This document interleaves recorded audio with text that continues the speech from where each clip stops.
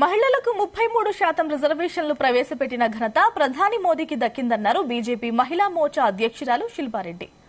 మహిళల గురించి ఆలోచించిన మొట్టమొదటి ప్రధానమంత్రి నరేంద్ర మోదీయేనని గుర్తు చేశారు. అంతర్జాతీయ మహిళా దినోత్సవం సందర్భంగా ఉప్పల్లో శిల్పారెడ్డి ఆధ్వర్యంలో నారీ శక్తి వందన్ యాత్ర ర్యాలీగా నిర్వహించారు. ఈ యాత్రలో భారీ ఎత్తున మహిళలు హాజరై ప్రధాని మోదీకి ధన్యవాదాలు తెలిపారు.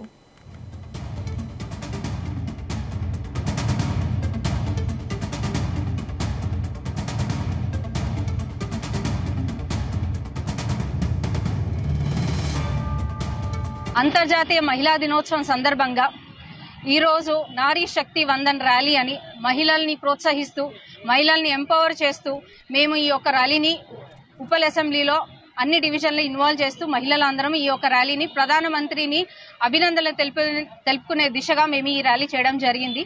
దీంట్లో భాగంగా అన్ని అసెంబ్లీ నుంచి మహిళలు ముఖ్యమైన మహిళలందరూ పాల్గొనడం జరిగింది. మన రామంతపూర్ కార్పొరేటర్ శ్రీవాణి గారు, చేతనా గారు, అప్సిగూడ కార్పొరేటర్ చేతనా గారు, అలాగే అసెంబ్లీ కన్వీనర్ అనిత పద్మారెడ్డి గారు, జిల్లాలో ఉన్న ముఖ్య నాయకురాలు ప్లస్ డివిజన్లో ఉన్న మహిళా మోర్చా నాయకురాలు అందరూ పాల్గొన్నారు.